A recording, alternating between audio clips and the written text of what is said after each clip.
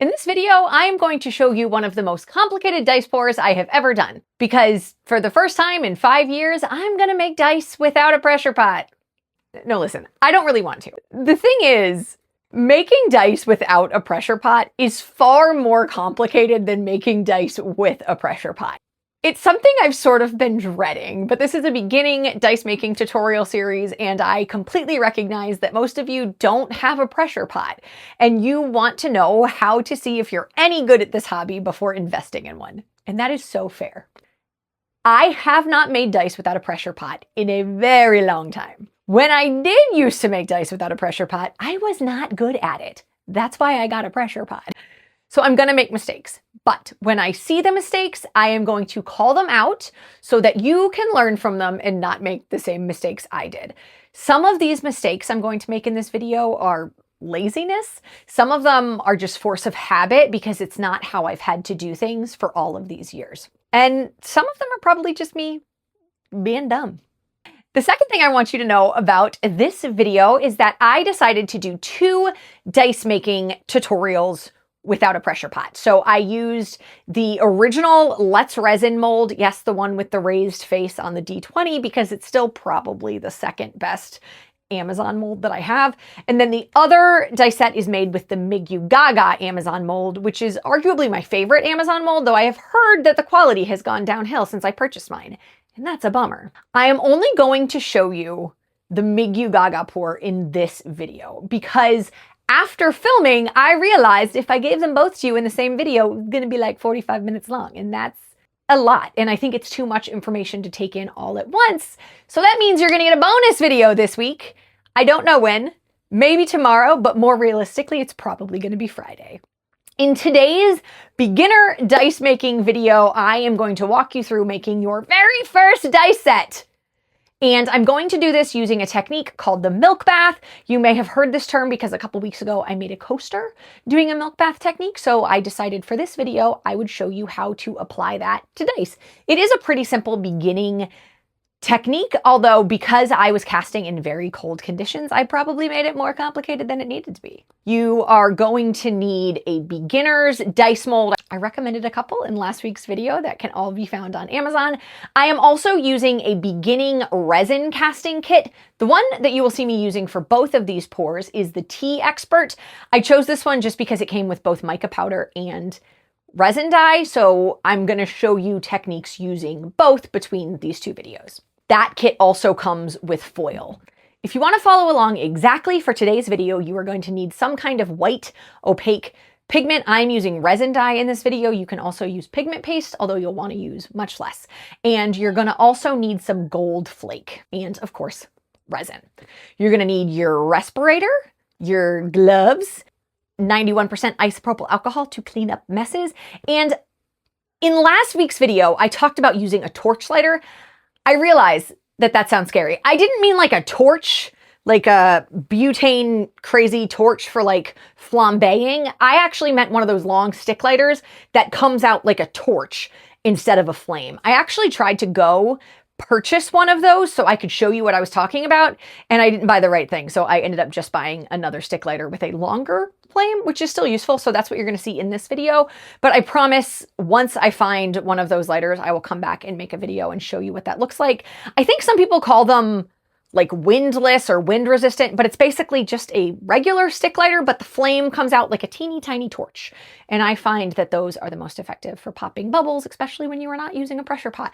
And just in case you missed the bonus video this week, next week, I am going to be doing a video where we make a set of dice from start to finish. So the pour all the way to the polish and the ink. Now for that video, I will be using a pressure pot and I will be using one of my own dice molds because I want the set to look good and I hate bubbles. So this video and the one you're going to get later in the week are going to serve as your only dice making tutorials without a pressure pot.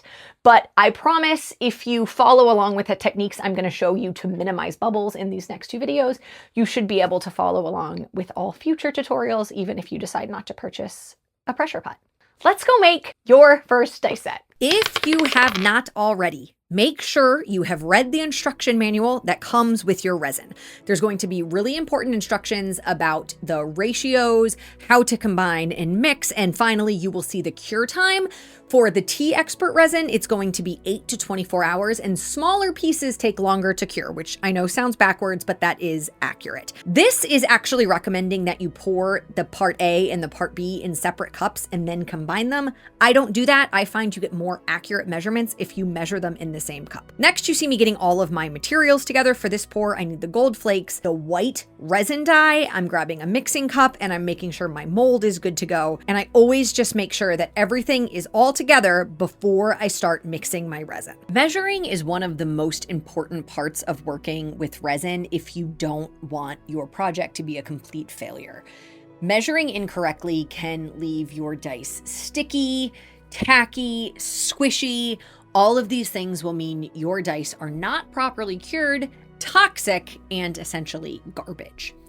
Here you see me measuring equal parts of the resin and the hardener, because this is a 1-to-1 ratio resin. Your resin could be a 2-to-1 ratio. Just make sure you know that going into your pour and measure very carefully. When you are not working with a pressure pot, it is very, very important that you mix your resin so slowly. And I am going to be honest with you here. I am not mixing slowly enough. I am mixing too fast. And part of this is just because I have not made dice without a pressure pot in 5 years. And so for me, I felt like I was going really slow. But as I saw the bubbles forming, I realized I was not mixing slow enough. I'm going to pop the bubbles with a heat gun at every single stage of this process. And partially this is happening because my garage is cold. I am not casting in a temperature controlled space. And when you are working with resin and it is extra cold, you are going to have more bubbles than usual. The resin is going to get thick very fast, and to continue to work with it, you need to thin it out. For a milk bath, you want to use something non-sparkly. So in this case, I am using my resin dye that came with this kit. And I always do a drop or two, mix it up and see how it looks. So I had separated part of that clear resin into a separate cup, added a couple drops of my resin dye, decided it was not opaque enough, and then added a few more. There's probably somebody who could tell you the exact amount of drops you should use for how much resin you're working with, but I just kind of eyeball it. Next, I am pouring some clear resin into another separate cup and adding the gold flake. I normally mix my gold flake really quickly to break it up into small pieces, but I don't want to introduce more bubbles than I already have, which is probably more than I should have at this stage since I'm not working with a pressure pot. So there's still rather large chunks of the gold flake. So rather than fight against them, I just decided to scoop the flake into each mold slot so that I could make sure that all 7 dice have gold flake. If I tried to pour them, because they're so big, they might all come out into just one slot or something like that. So I am just going to spoon the resin into each individual slot to make sure they're pretty well distributed. And then once I am certain that they all have foil, then I'm just going to pick up the cup and dump the rest of that resin until it's all gone. I'm working with really small cups here, so I know that it's not going to overfill the mold by pouring the entire contents into the mold. Next, I am going for that white opaque resin that we already pre-mixed. Now with a milk bath, you want a semi-opaque or semi-transparent, however you prefer to think about it. And you'll notice that this resin dye is very, very opaque. But that's because we're going to be going over it with translucent resin, which is going to cut that and then give it that semi-opaque look that we want. However, this is where I made one of those mistakes I was talking about at the beginning of this video. It is very, very cold when I am making this video. I don't know the exact temperature in my garage, but I think the temperature outside was like -3. So my garage was probably in the 30s or 40s, and resin likes to sit around 70.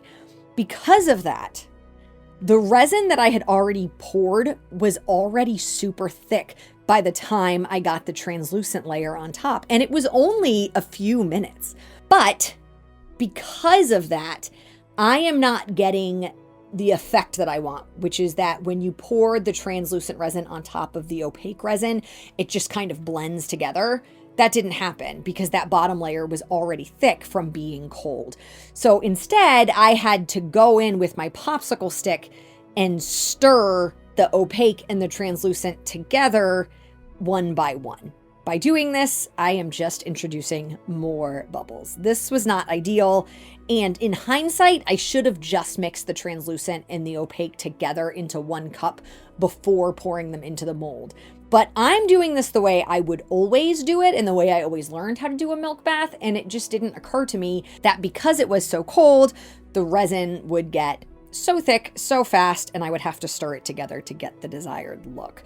So unfortunately, I already know that this is going to have more bubbles.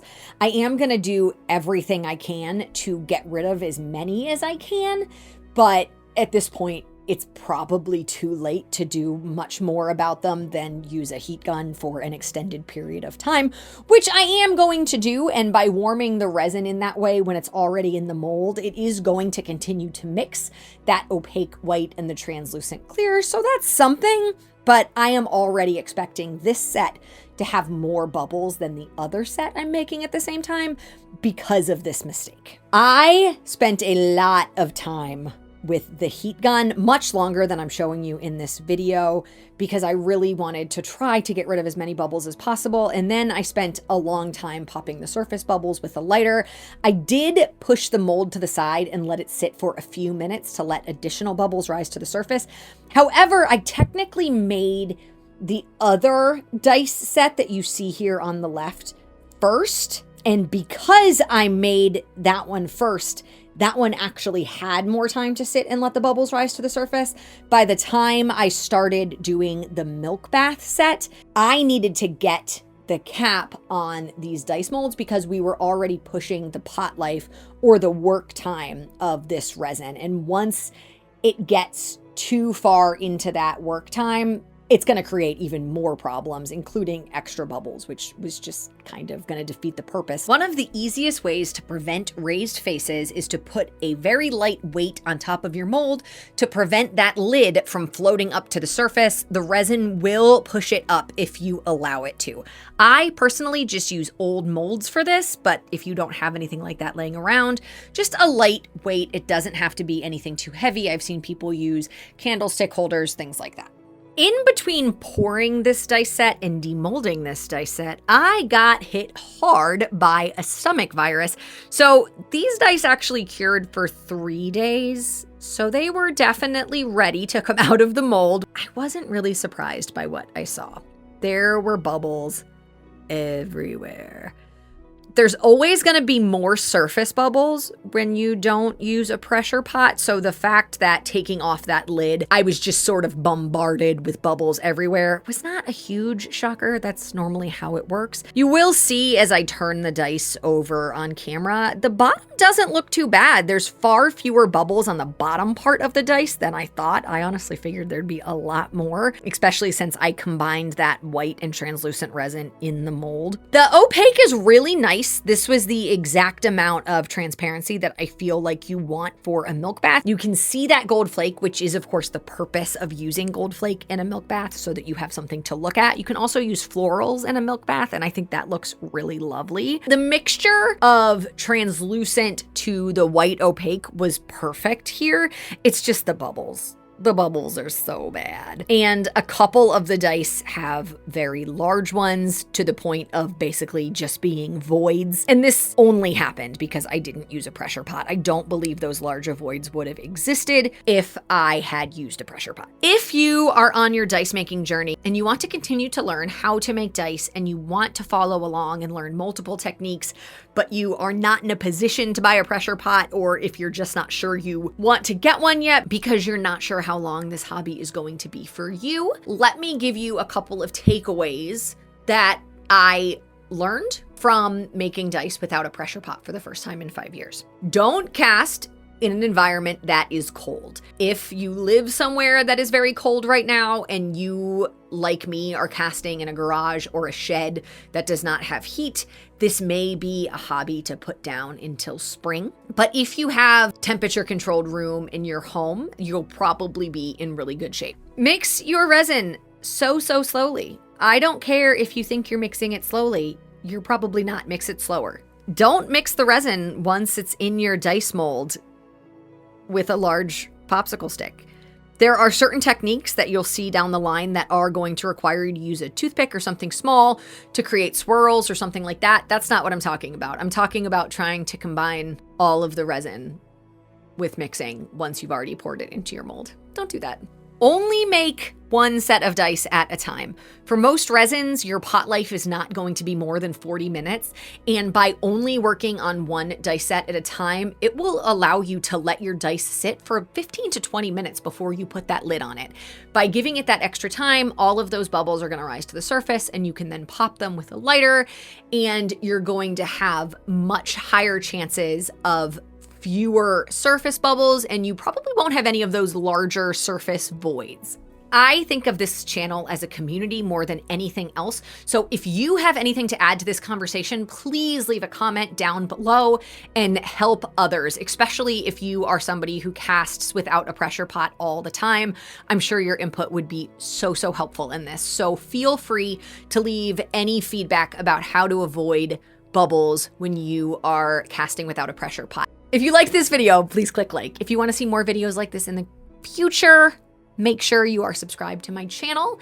And I will see you back here in just a couple days, maybe tomorrow, probably Friday, to see our extra special bonus episode. And then next Wednesday, I am going to show you how to do a complete dice pour from start to finish. So that's pouring, mixing, casting, curing, sanding, polishing, and inking. And all of that is going to be done using beginner techniques, so you won't need anything fancy. Thank you so much for watching. I will see you all so soon, and I hope you really enjoyed this. I'm so excited to hear about the dice that you are making.